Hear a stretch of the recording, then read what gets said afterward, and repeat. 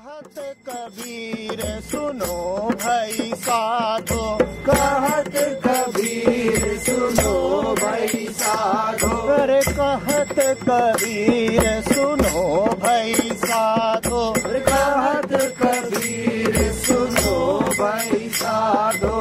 साहब मिले सबूरी में, अरे साहब मिले सबूरी में, मन लागो यार फकीरी में, मन लागो। Lastly, you said before the Anhat session that the sound is not coming from the dholak, but it is coming from somewhere else. But during Anhat, even this thing was interrupting. That that the sound, it is coming from somewhere else, and it was interrupting in that moment continuously. It was interesting. Was it not? Huh? I am dancing, the sound is coming from somewhere beyond. So right now I have a connection with the beyond. What is the beyond? From where is it coming? Huh? So tempting.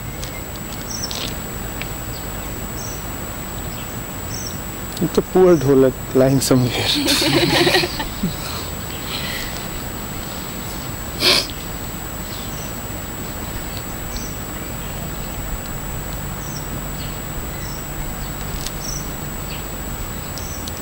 See, that's what is like it to go into the facts.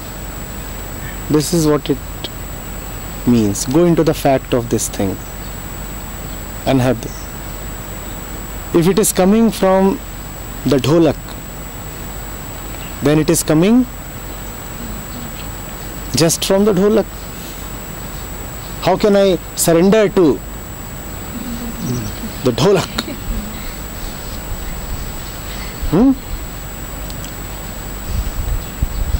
So it is decided that I cannot surrender. If it is not coming from the dholak, then I must go, run, rush, figure out, find out from where it is coming.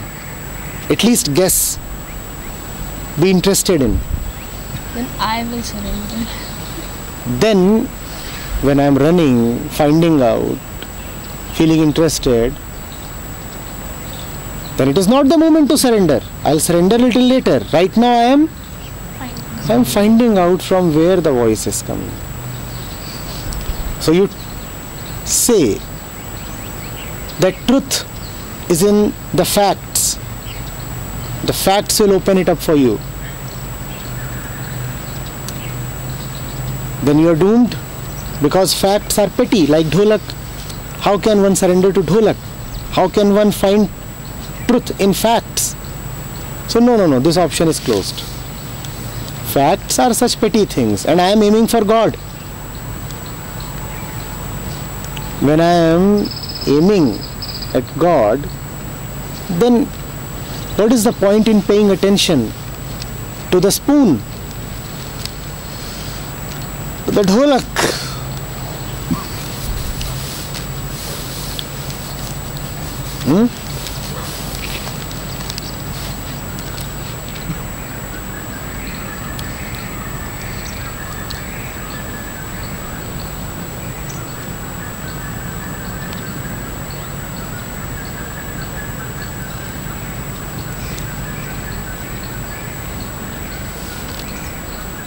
When the instruction is that the voice is coming from somewhere, then the instruction means your thinking is pointless. So if you can understand, if you can obey me, then don't think from where the voice is coming. You disobeyed.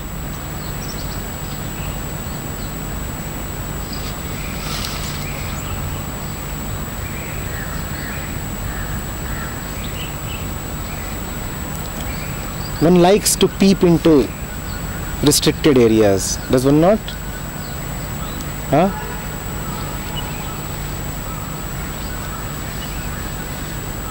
The petulant child.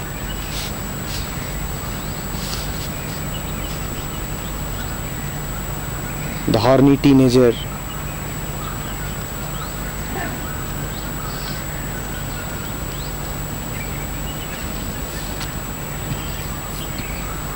Peeping in washrooms, bedrooms, from keyholes.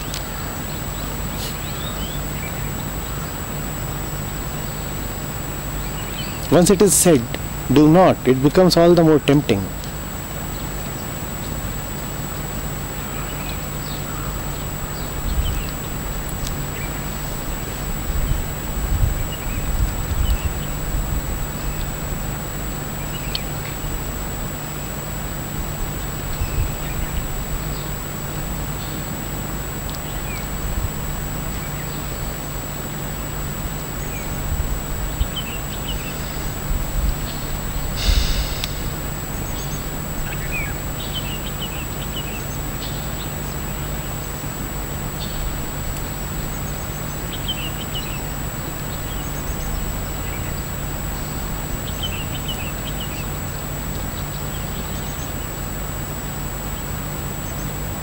You know the funny part of it, now that you are making me recall, I totally forgot that the voice of the dholak must be such that it appears to be coming from beyond. I was just playing it with all my might, all my intensity. I was sweating, profusely sweating. In this cold, I was sweating, and I had forgotten all about the sound coming from here or there or beyond or whatever. There was this, the dholak, and there was me. And I had to play it, hit it, bang it, and that's all that I was doing. I had really no time to think. And yet, what can be the highest product of thought was already available. On at least 2 occasions, I prevented people from clashing, even while playing the dholak, without letting the stream be interrupted. Just one small push of the shoulder, sufficient, and that does not require thought.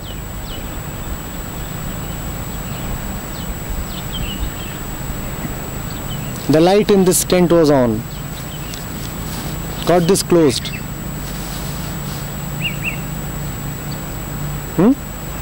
Sent somebody to get it switched off.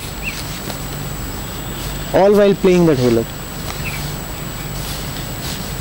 That does not require me to think about the sound.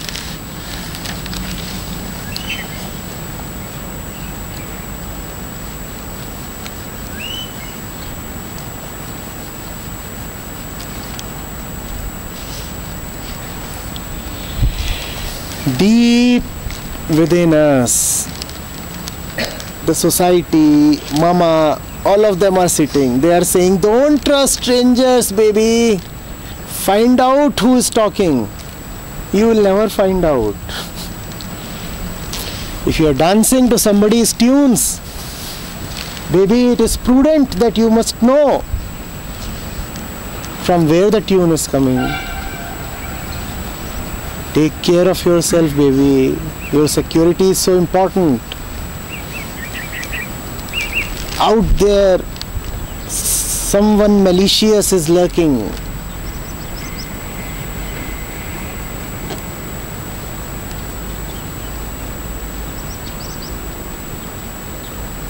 Don't dance to strangers' tunes.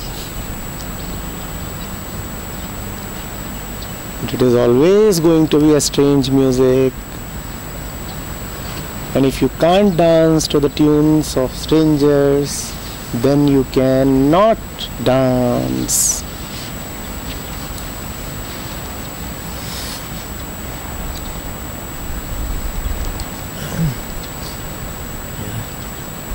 May I say something, an observation? Please. I dreamed, really speaking, in part of it. But I was thinking, as I remember, This kind of thinking is a bit different than in waking state. This is like that things, not that I think them, but they appear somehow from somewhere. This is a basic difference. And they are also not connected in some way. They simply come. The same test can be applied. Would all this happen after death? Was all this happening before birth? Would all this happen in coma? Would all this happen in joy? Would any of this happen in love? All of these are equivalents of death, disappearing.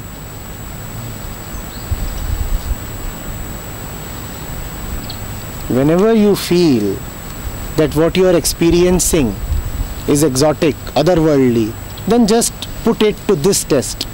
Will this happen in deep sleep? Will this happen after death? You say you have had an encounter with God.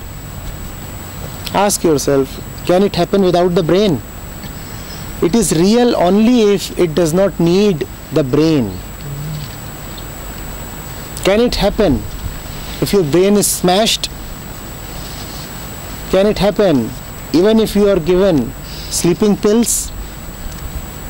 Now it is so disappointing, because whatever you conceive as enlightenment or awakening or whatever can never happen when you are comatose.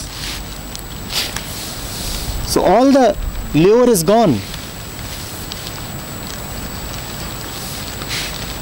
The real enlightenment does not depend on your birth or death. In between, whatever you get is just knowledge. And it is very easy to misconstruct some kind of knowledge as enlightenment.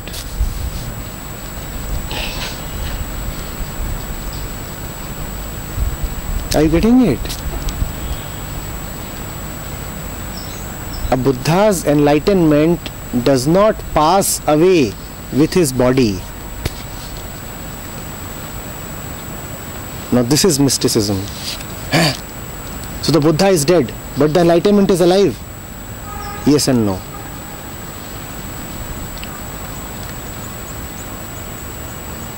So the enlightenment is outside the body. You just go away. You are not fit to ask questions about the Buddha. I have received this question. So if enlightenment is outside time, it means that it survives even after the death of the Shakya Muni? Yes, it does. So that means one can hold enlightenment outside his body, like an apple. This is enlightenment.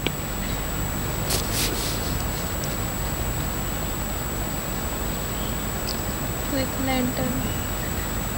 I can only...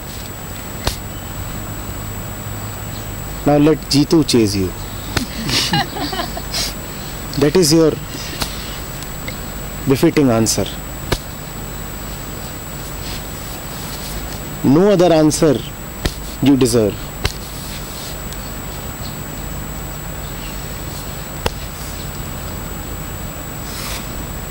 You know Jitu? Jitu, my cock. The one with ruffled feathers.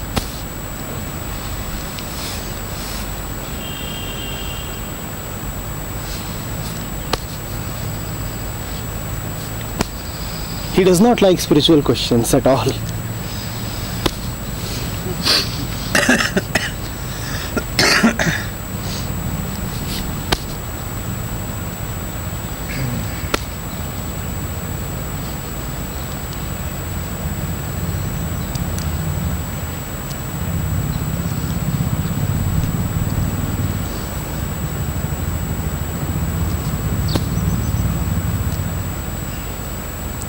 None of what I am saying is new. Saints after saints have kept saying the same thing. Kabira sodhan sanchiye jo aage ko hoye. Will it survive your death? Kabir is asking you to get those riches which will outlast you. But this has been interpreted to mean that you should have those riches that will serve you in the future. Aage ko hoye. Now aage, instead of meaning the beyond, has been interpreted to mean the future. Instead of meaning the beyond, it has been interpreted to mean some other world. Maybe a heaven. Remember Nanak's story? Take this pin and give it to me after death.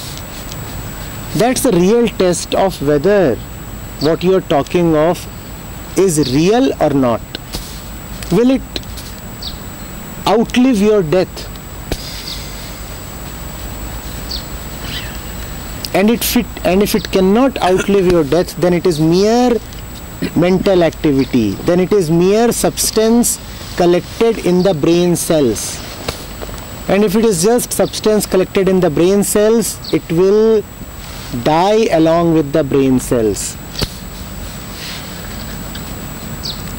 When you meet a so-called holy man, and you guys are now going to many holy places now, just apply this test.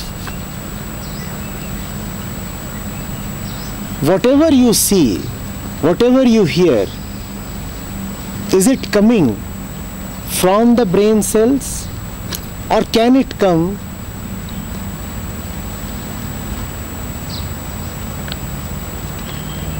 from somewhere else?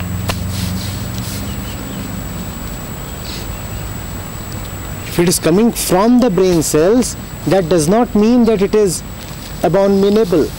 It only means that it is just a product of mind. It may be a very nice product of mind, but it is just a product of mind. Maybe a nice temple, maybe a nice sermon. Is the fellow talking from his brain? Or is there something about the words that is not coming from the brain? This is what you must figure out. And even if the words are nice and pretty,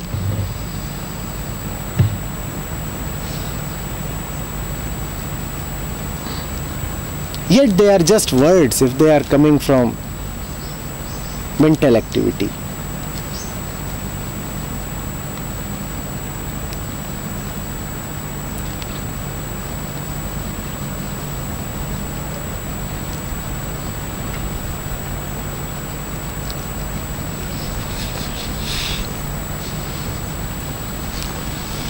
But be careful, sometimes what you see is so stupid that it is coming not even from the brain. Sometimes what you see in the name of spirituality, and tomorrow you would be spending your time in the city, sometimes, in fact often, what you see in the name of spirituality is so stupid that it is coming from some other place. The gallbladder maybe, the urinary bladder, the testicles. Just because it does not seem to have any brains in it, kindly do not think that it is divine. It could just be bovine.